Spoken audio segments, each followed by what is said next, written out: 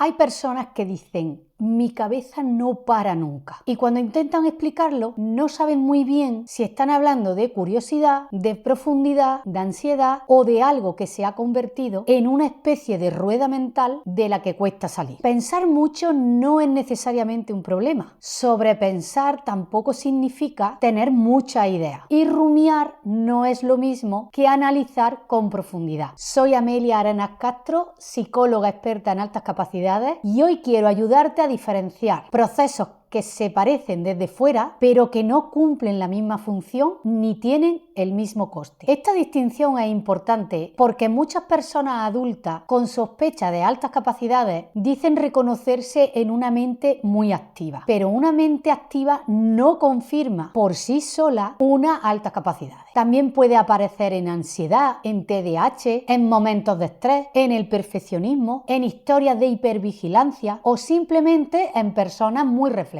Por eso hoy no vamos a buscar una etiqueta. Vamos a observar qué hace tu pensamiento y qué efecto tiene sobre ti.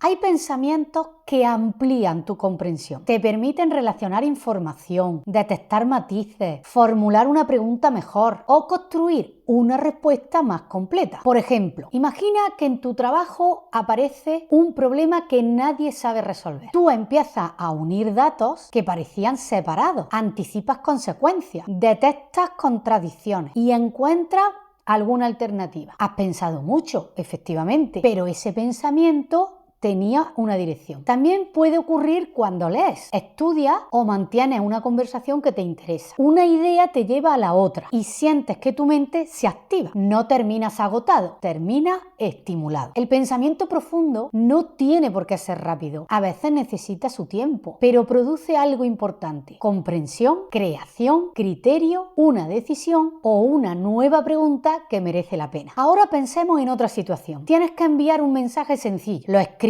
lo borras, cambias una palabra, lees el tono, imaginas cómo puede interpretarlo la otra persona, lo vuelves a modificar y después dudas si enviarlo ahora o mañana. En principio, analizar el tono puede ser útil, pero llega un momento en que ya no estás mejorando la comunicación. Estás intentando eliminar cualquier posibilidad de incomodidad, de error o de mala interpretación. Ahí el pensamiento empieza a perder su eficacia. El sobreanálisis suele buscar una certeza que la situación a lo mejor no puede ofrecer. Queremos encontrar la decisión perfecta, la frase impecable y la explicación que impida cualquier consecuencia negativa. Pero la vida no suele permitir ese grado de control. Puedes analizar 20 escenarios y seguir sin saber exactamente qué ocurrirá. Y cuanto más intentas asegurar la respuesta, más difícil se vuelve a actuar. La rumiación tiene otra cualidad: es repetitiva, circular y suele ir acompañada de malestar. Quizás recuerdas una conversación de hace 3 días. Vuelves una y otra vez a una frase que dijiste. Imagina lo que la otra persona pudo pensar, reconstruyes lo ocurrido y te preguntas por qué reaccionaste así. Pero en todo ese proceso no aparece una información nueva, no hay una decisión pendiente ni una acción concreta. El pensamiento regresa al mismo punto. La rumiación puede parecer una búsqueda de comprensión, pero muchas veces mantiene activa la culpa, la vergüenza, la rabia o el miedo. La pregunta clave entonces no es cuánto tiempo llevas pensando, sino si ese pensamiento está generándote algo nuevo. ¿Tienes más claridad? ¿Has tomado una decisión? ¿Has reparado algo? ¿Has aprendido algo que podrás aplicar en otro momento? ¿O simplemente estás más cansado y más atrapada? Este matiz me parece especialmente importante. Una persona puede tener una gran capacidad para analizar y precisamente por eso construir argumentos muy sofisticados que le impiden actuar. Por ejemplo, ¿quieres cambiar de trabajo? Piensa en el salario, en el horario, en la estabilidad, en los aprendizajes que puedas tener, en la distancia, en el futuro del sector, en el impacto en la familia, en todas las oportunidades que podrías perder y en todas las que podrían aparecer. Y todos esos factores son reales. El problema no está en tenerlo en cuenta. El problema aparece cuando toda esa complejidad se convierte en una forma indefinida de aplazar la decisión. Porque decidir siempre implica dejar algo fuera. No existe una elección que preserve todas las posibilidades. Cuando una persona me dice es que sobrepienso todo, Amelia, conviene preguntarle ¿qué emoción está intentando regular mediante ese pensamiento? Puede ser miedo a equivocarse, miedo a decepcionar, necesidad de anticipar todos los riesgos posibles, puede ser culpa por poner límites, puede ser vergüenza por la posibilidad de no estar a la altura o también dificultad para tolerar que otra persona pueda pensar algo negativo sobre tu opinión. En esos casos, pensar ya no es solo pensar, es intentar controlar la emoción. Y aquí aparece una trampa. Cuanto más intentamos conseguir seguridad absoluta antes de actuar, menos entrenamos la capacidad de actuar con una seguridad suficiente. Es que en realidad la certeza total rara vez llega.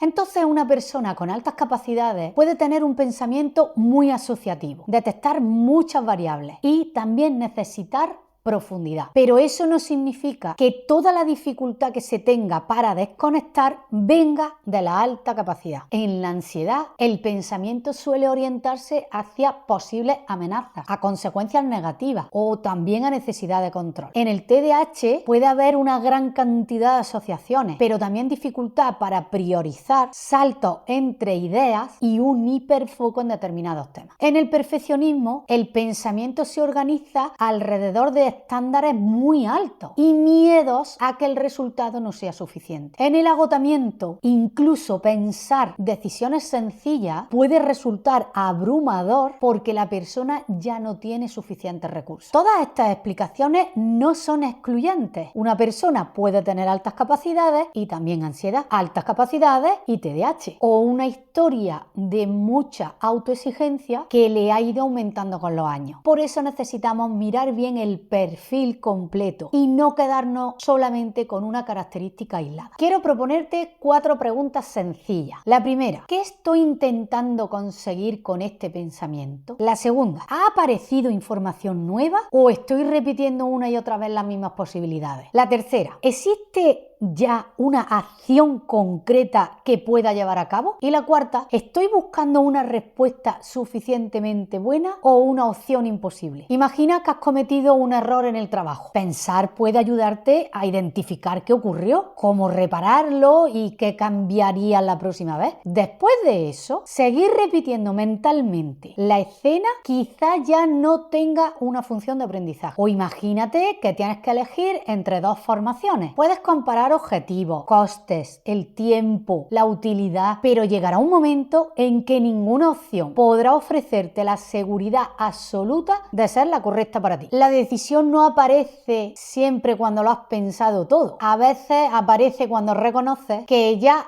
has pensado lo suficiente. Muchas personas desean dejar la mente en blanco, pero una mente activa no puede convertirse en una mente vacía. La cuestión entonces no es dejar de pensar, sino desarrollar la capacidad de cambiar la forma de hacer, poder profundizar cuando lo eliges, poder dejar una pregunta abierta sin respuesta, poder pasar del análisis a la acción, poder descansar sin sentir que estás abandonando una obligación que solo está en la mente. Esto efectivamente requiere aprender a reconocer el momento en el que pensar deja ya de ser útil. Y también quizás se necesita intervenir en una posible ansiedad, perfeccionismo, dificultades ejecutivas o agotamiento si están presentes. Y en algunos casos, comprender un perfil de altas capacidades puede ayudar a explicar por qué la persona necesita más profundidad o por qué procesa muchas variables al mismo tiempo. Pero no debe utilizarse para normalizar un sufrimiento que necesita otro tipo de atención.